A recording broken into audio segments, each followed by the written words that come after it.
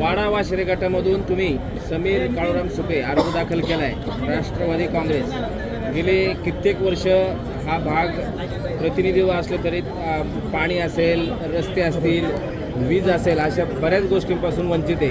प्रतिनिधित्व सगळेच करतात, त्यामध्ये राष्ट्रवादीचं प्रतिनिधित्व जास्त काळाचं आहे. तुमच्यातलेच काही प्रतिनिधी त्या ठिकाणी होते.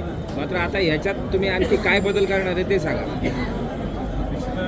आज या ठिकाणी खेड तालुक्याचे माजी लोकप्रिय आमदार दिलीप मोहिते पाटील यांच्या मार्गदर्शनाखाली राष्ट्रवादी काँग्रेस पक्ष घड्याळ चिन्हावरती आज आम्ही अर्ज दाखल केलेला आहे.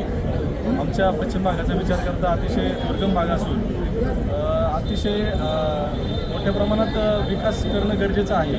विकास झाला नाही असं म्हणता येणार नाही, पण गेल्या काळामध्ये जो विकास झाला त्याच्यापेक्षा अधिकचा विकास करण्याचा आमचा मानस निश्चित राहील.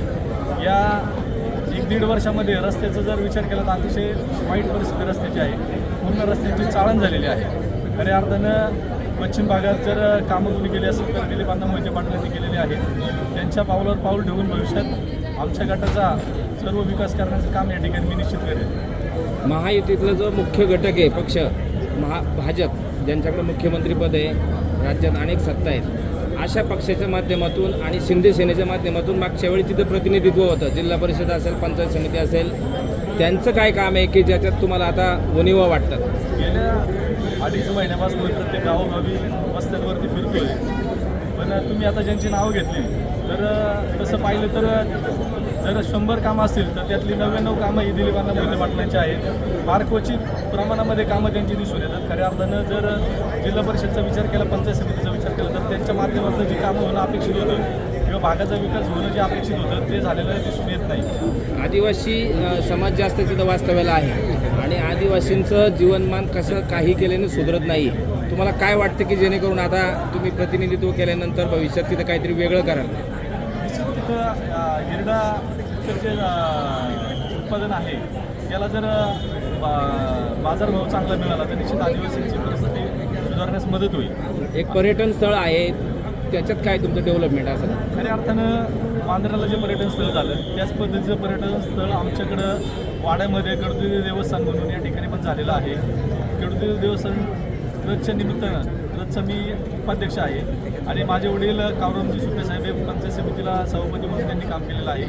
ते आमदार दिलीप मोहिते पाटील यांच्या माध्यमातून या ठिकाणी कडुदेवी देवस्थान ट्रस्ट असेल, त्या ठिकाणी पूल असेल किंवा शेड असेल काँक्रीटचं किंवा काँक्रीटचे रस्ते असतील, या सर्व माध्यमातून अतिशय देखणं पर्यटन स्थळ त्या ठिकाणी निर्माण केलेलं आहे. तसंच पर्यटन स्थळ या ठिकाणी गोरगिरीच्या ठिकाणी निर्माण होऊ शकतं आणि भविष्यात ते पर्यटन स्थळ निर्माण करण्याचा आमचा मानस निश्चित राहील. भीमाशंकर हे 12 ज्योतिर्लिंगापैकी एक आहे आणि तिकडे एक नवीन रस्ता होतोय. त्या रस्त्यासाठी आदिवासींची जमीन अधिग्रहित होणार आहे, म्हणजे संपादित होणार आहे. तर त्या परिसरामध्ये व्यवहार होत नाहीत आदिवासींची जमीन असल्यामुळं आणि त्याचा रेडी रेकनर दर खाली आहे. त्यासाठी तुमचं नियोजन काय आहे की लोकांना पैसे जास्त मिळावे? निश्चित आमची अशी मागणी आहे की जर MIDCमध्ये ज्या रेडी रेकनरच्या दरानं तुम्ही जमीन संपादन कराल, त्याच रेडी रेकनरच्या दरानं तुम्ही पश्चिम पट्ट्यातील आदिवासी भाग असेल किंवा आमचे ओपन समाजाची जमीन असेल त्याला जो रेडी रेकनरचा दर आहे तो इथं जो दर द्याल तुम्ही खेड किंवा खेड परिसरामध्ये, तो त्याच दराची मागणी आम्ही आमच्या भागामध्ये देखील केलेली आहे. त्याला कायदेशीर आधार आहे? कायदेशीर आधार नसेल तर मग आमच्या जमिनी जर तुम्ही संपादन करत असाल तर इथं जी जमीन घेणार आहे ती जमीन आम्ही देणार आहोत. भविष्यात त्या जमिनीची व्हॅल्यू तेवढीच होणार आहे जेवढी इथं होणार. निश्चित आमची मागणी तीच राहणार आहे की रेडी रेकनरच्या दरानं आम्हाला इथं जो दर द्या तोच दर आम्हाला तिथं पाहिजे. सदरचा जो प्रश्न आहे त्या प्रश्नावरती आदिवासी बांधव हे अल्प उदाहरक आहे. त्यामुळं त्यांच्या ज्या जमिनी जाणार आहेत रस्त्याच्या कडेच्या महत्त्वाच्या जमिनी जाणार आहेत. आम्ही नामदार अजितदादा पवार साहेबांची भेट घेऊन त्यांच्या कानावरती हा विषय आम्ही टाकलेला आहे की आमच्या आदिवासी बांधवांच्या जमिनी मोठ्या प्रमाणात जातात, इतर सगळ्या समाजाच्या जमिनी जातात, तर आम्हाला रेडी रेकनर वाढवून मिळाला पाहिजे. म्हणजे राजनगर परिसरामध्ये बागायत जमिनीला जे दर दिला जाणार आहे तोच दर आमच्या वरच्या मावळपट्ट्यातल्या लोकांना मिळाला पाहिजे अशी मागणी दादांकडे केलेली आहे आणि दादांनी निवडणूक झाल्यानंतर त्या संदर्भामध्ये चर्चा करण्यासाठी आम्हाला बोलवले. दुग्ध व्यवसाय हा सुद्धा त्या भागातला मुख्य प्रश्न आहे. तुम्ही दुग्ध व्यवसायाच्या माध्यमातून कात्रज डेअरीचे तुम्ही संचालक आहात. तुम्हाला आपल्या तालुक्यामध्ये असलेली MIDCचा असलेल्या कंपन्यांचा जो CSR फंड आहे त्या फंडाच्या माध्यमातून मला माझ्या पश्चिम विभागातील ज्या शाळा असेल किंवा गावं असेल यांना निधी उपलब्ध करून विविध विकास कामे या ठिकाणी पूर्ण करायची आहे. त्याचप्रमाणे जर वाडावाशिरे गटाचा विचार केला तर निश्चितच एक क्रीडा संकुलची एक फार गरज आहे. ज्या माध्यमातून पोलीस भरती असेल किंवा विविध ज्या शासकीय नोकऱ्या आहेत त्या संदर्भात प्रशिक्षण दिलं जातं. अशी प्रशिक्षण संस्था प्रशिक्षण देणारे कार्यशाळा या ठिकाणी मला माझ्या मतदारसंघामध्ये उभे करायचे आहे. तरी देखील मागच्या विधानसभेला त्या भागातून मतदान तुम्हाला कमी मिळालेलं आहे. आदिवासींचे काही जे प्रश्न आहेत ते सरकार ज्यांच्या माध्यमातून निर्णय व्हायला पाहिजे तिथून होत नाहीत. त्यासाठी तुमचं नियोजन काय आहे?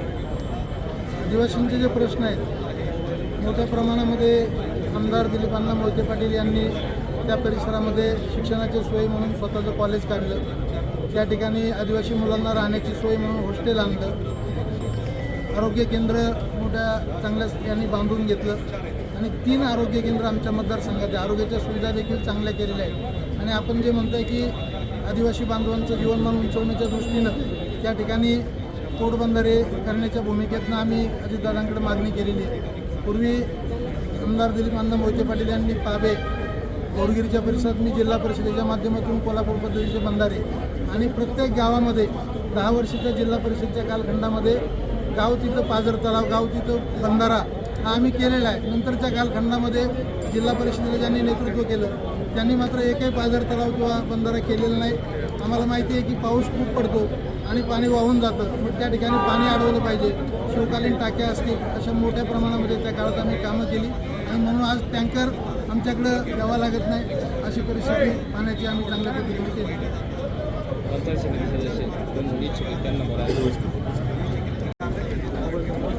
नमस्कार, मी दिनेश चिंतामण हांडे. आज तालुक्याचे माजी आमदार आदरणीय दिलीपांना मोहिते पाटील यांच्या मार्गदर्शनाखाली आज आम्ही या ठिकाणी अर्ज दाखल केलेला आहे. वाशिरी पंचायत समिती गणामध्ये गेल्या 2-2.5 महिने फिरत असताना बहुतांशप्रमाणे रस्त्यांची जे सुविधा आहेत त्या पूर्णपणे खराब झालेल्या आहेत. तर त्यानंतर तरुणांसाठी जो रोजगार आहे तो रोजगारावरती काहीच नाही आहे. तर मोठे आमच्या भागातले जे तरुण आहेत सर्वांना चाकण, मुंबई या ठिकाणी कामासाठी यावं लागतं. तर निश्चित आम्ही आमच्या वाशिरे गावामध्ये शक्य तेवढे प्रयत्न करून रोजगार आणण्याचा प्रयत्न करू.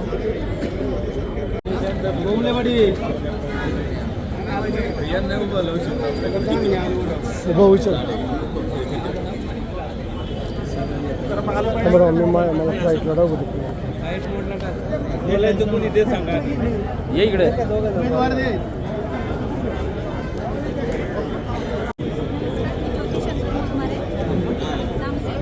वाडागणातनं उभी आहे. मला माझ्या भागाचा विकासाची संधी मिळाली. मी ती पूर्णपणे पार पाडेल. महिला असेल, गावामध्ये रस्ते